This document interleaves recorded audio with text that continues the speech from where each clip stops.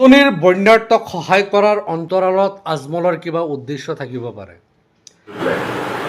তেওঁ বিজনেছমেন,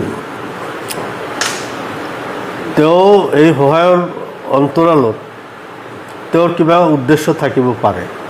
কাৰণ বদৰুদ্দিন আজমল এজন ব্যৱসায়ী। আজমলে যি ধৰণে প্ৰচাৰ চলাইছে নিশ্চয় তাত কিবা এটা কৰিব বুলি সন্দেহ হৈছে। সমগ্ৰ দেশৰ ভিন্নজনে উজনিৰ বন্যাৰ্থক সহায় কৰিছে। বদৰুদ্দিন আজমলে সুকীয়াকৈ কিবা সহায় কৰিছে বুলি আলোচনা হ'ব নালাগে। বদৰুদ্দিন আজমলৰ প্ৰসংগত মন্তব্য ৱাজেদ আলী চৌধুৰীৰ। কি কথা কয় হে আপুনি? মানে সহায় কৰিব নালাগিছিলে তেওঁ। এইজনে হৈছে অসমৰ বিৰোধী দলৰ দলপতি, যাৰ কাম হ'ল এই সময়ত চৰকাৰৰ ভুলবোৰ দাঙি ধৰা, কিন্তু নাই, তেওঁ লাগি আছে বানাক্ৰান্তক সহায় কৰা মানুহৰ লগত। আপুনি বা আপোনাৰ দলে কি কৰিলে বানাক্ৰান্ত ৰাইজৰ কাৰণে? উত্তৰ দিয়কচোন।